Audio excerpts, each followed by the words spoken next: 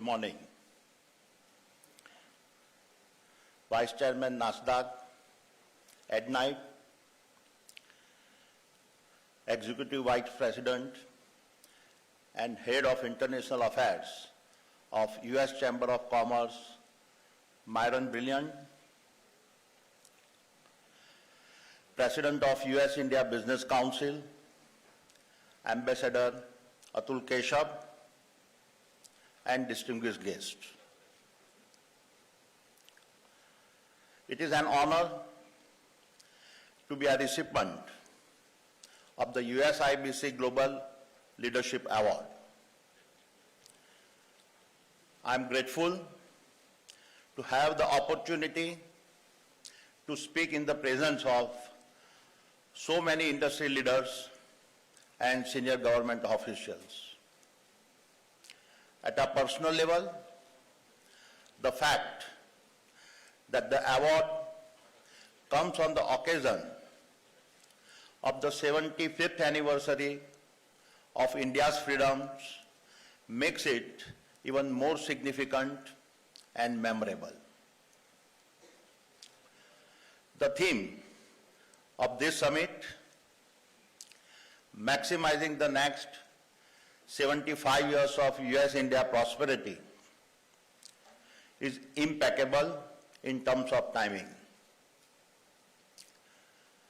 There can be no disagreement that given the fast evolving and new emerging global dynamics, the success of partnership between the two largest global democracies of India and the United States will be one of the most defining relationships of this century.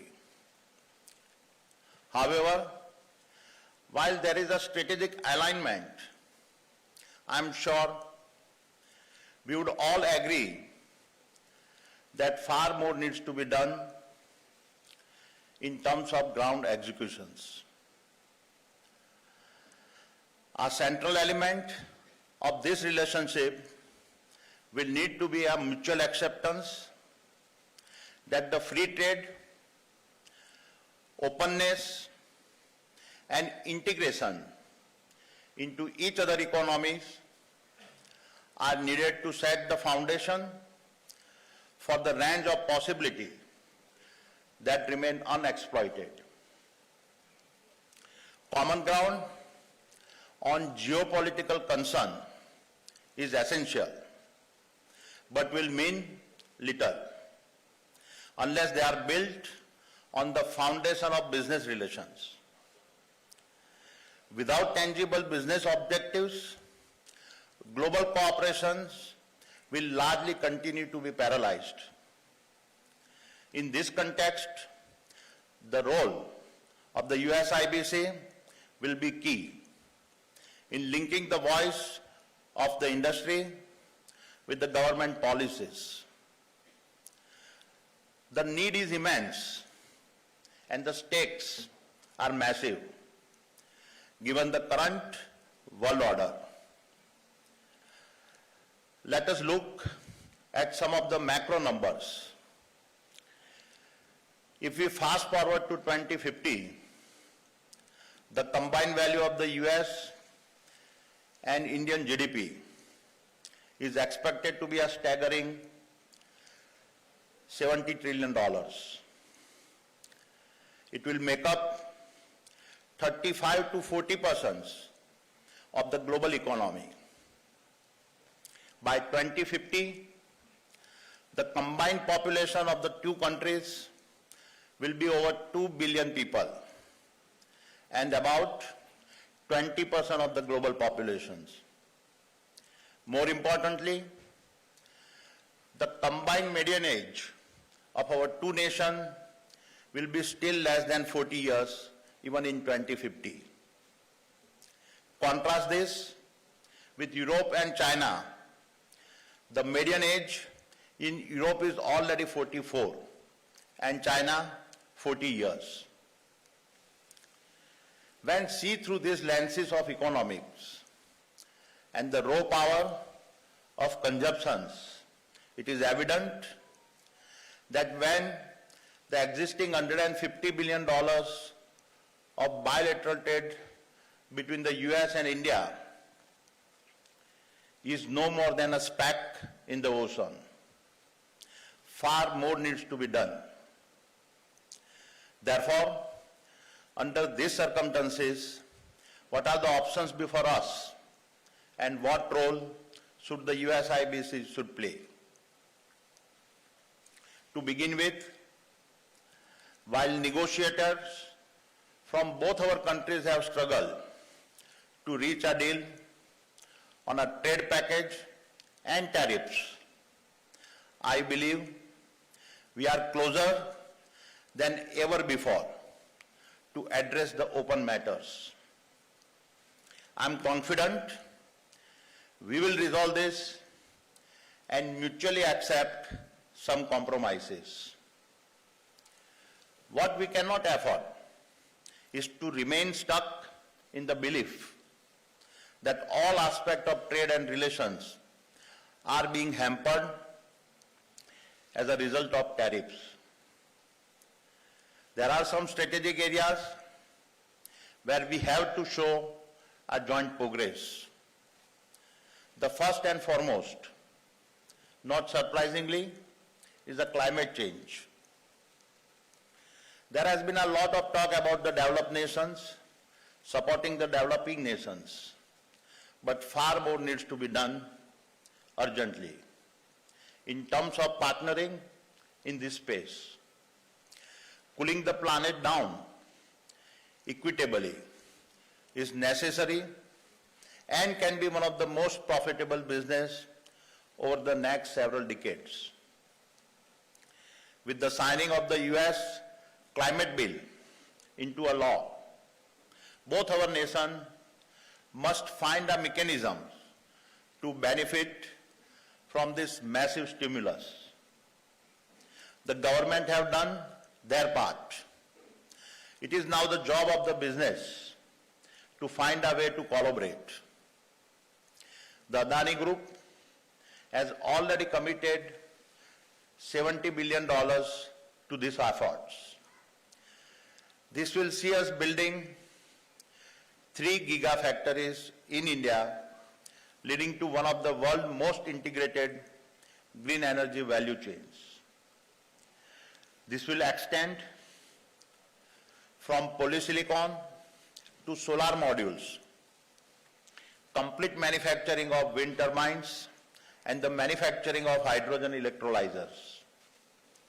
As a result, we will generate an additional 45 gigawatt of renewable energy to add to our existing 20 gigawatt capacity, as well as 3 million tons of hydrogen, all of which will be completed before 2030.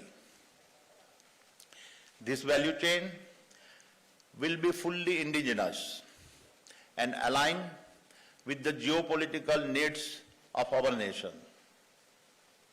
However, I believe we can further accelerate our goals with support from companies in the US that are willing to work with us. Both of us stand to benefit. Next is in the area of semiconductors. We live in a world where semiconductors are essential to almost all sectors of the economy. The ongoing war has only accelerated these recognitions. The paradox of capitalism is that India continues to be the best global pool for millions of engineers, especially for US companies. But the primary value addition to the businesses happens outside India. The semiconductor industry is a classic example, with more engineers deployed in India than anywhere in the world. And yet, India has no semiconductor plant.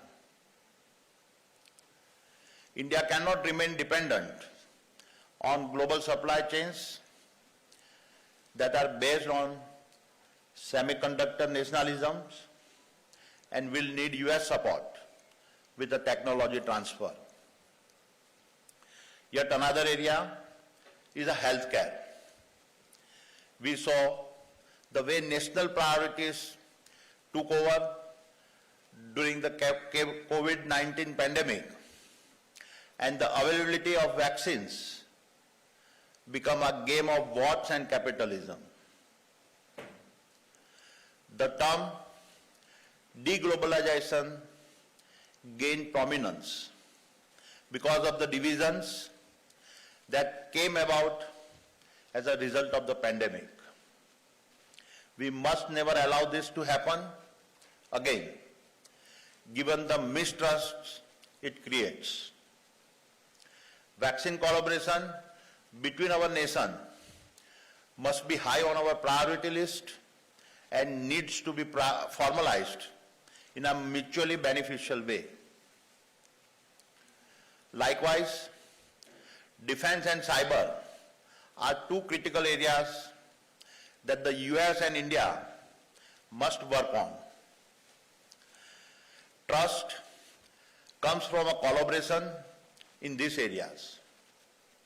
India needs support in both these areas, and at this time, we are just skimming the surface.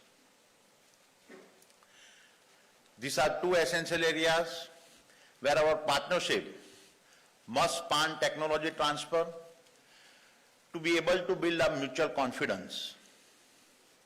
I would therefore urge the USIBC to facilitate a broader platform that brings together executives from similar industries on both sides on a regular basis. There are a lot of gains to divide with the size of the two economies beginning to converge as we approach 2050. The outcome from these forums would be multiple. It would lay the foundation for a broader business development platform, continuously highlight the policy challenges that must be addressed, as well as get the businesses and policymakers on a common platform. There must be a clear objectives laid out to which we make commitments. This is a missing piece today. What I can personally commit is that we are here to support, to do our part, to make this happen, and work with any of you to take this initiative forward.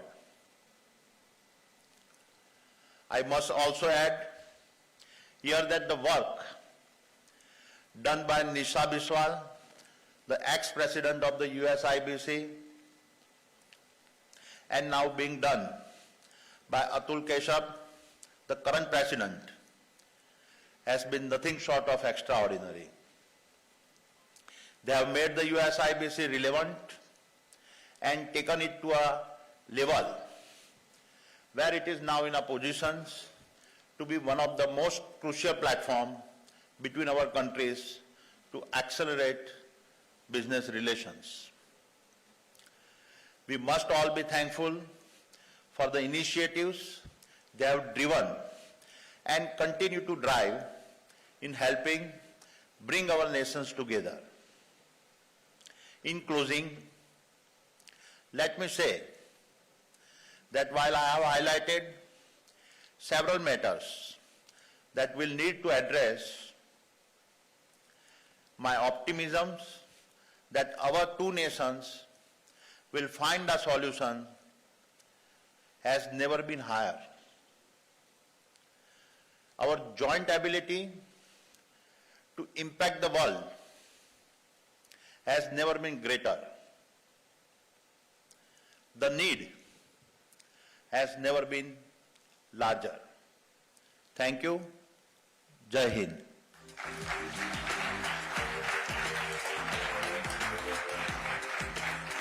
Ladies and gentlemen, please join me once again in congratulating Mr. Gautam Adani on receiving the USIBC Global Leadership Award and on his leadership in championing the Indian industry. Thank you very much, sir, for taking out the time.